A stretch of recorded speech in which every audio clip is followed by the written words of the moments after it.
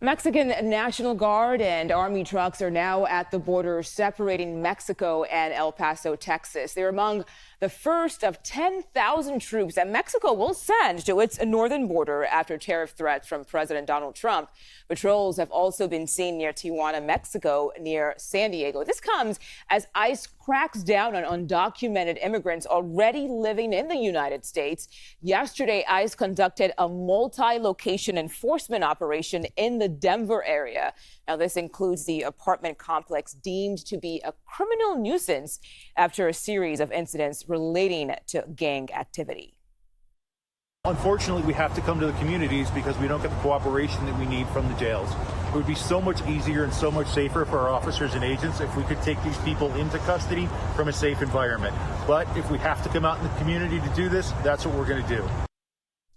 Meanwhile, the Department of Defense just shared this video of first flight of undocumented immigrants arriving at Guantanamo Bay. The DOD says the people on the flight were, quote, high-threat criminals who brought violence and mayhem to communities.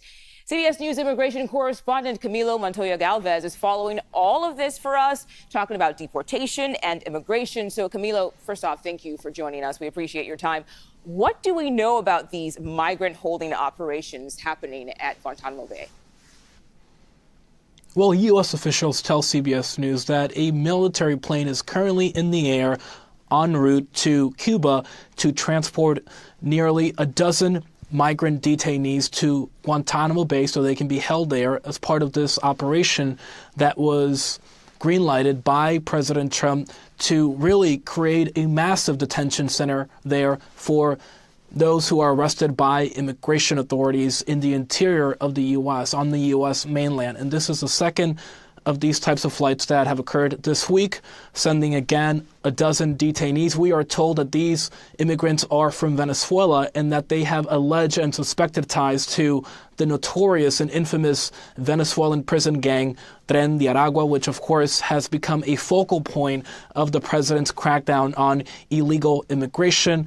Very soon after he took office, he actually moved forward to designate this gang as a foreign terrorist organization. So it is something that he has highlighted on the campaign trail and now at the White House. In terms of the conditions at the naval base, this facility has been housing asylum seekers intercepted at sea, such as Haitians and Cubans, for decades under Republican and Democratic administrations. But now it is housing detainees arrested on the U.S.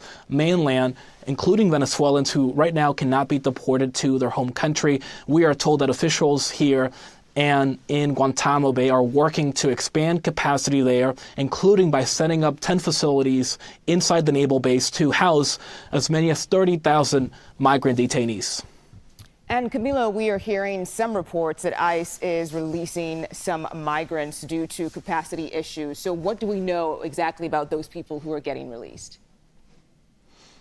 That's right. According to internal Department of Homeland Security data obtained by CBS News, as of earlier this week, Immigration and Customs Enforcement detention facilities were at 109% capacity. The agency was housing about 42,000 immigrant detainees who were arrested by the agency, despite on paper only having enough space for about 38,000 detainees. And so right now, detention facilities across the country have surpassed that capacity, and the agency is scrambling to try to expand detention capacity as quickly as possible. How is it planning on doing that? Well, ICE right now, we understand, is considering a plan that would allow Customs and Border Protection holding facilities along the U.S.-Mexico border to be used to house detainees that the agency is arresting in the interior of the country, including during these operations in cities like Denver, Chicago, and New York City, and other large urban metropolitan areas across the country. It is also turning to the Department of Defense, which, as we just discussed, has already granted the agency access to Guantanamo Bay, but also a military installation in the Denver area. And we are told that more military installations could be repurposed as immigration detention centers. Okay, Camilo, let's talk about birthright citizenship here, because a judge will soon hear a challenge to President Trump's executive order to end it. What can we expect here in this legal battle?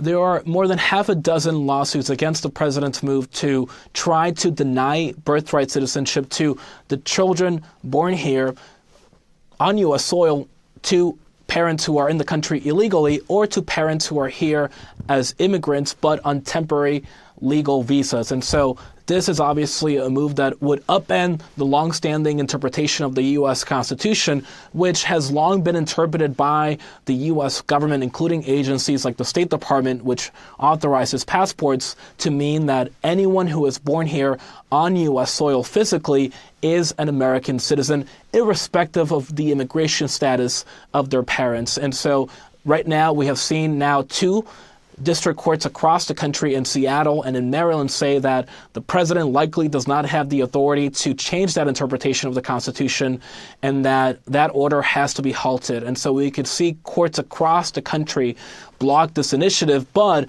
the Justice Department is expected to appeal that ruling and other rulings like it. Okay, Camilo Montoya-Galvez, thank you so much for your time today.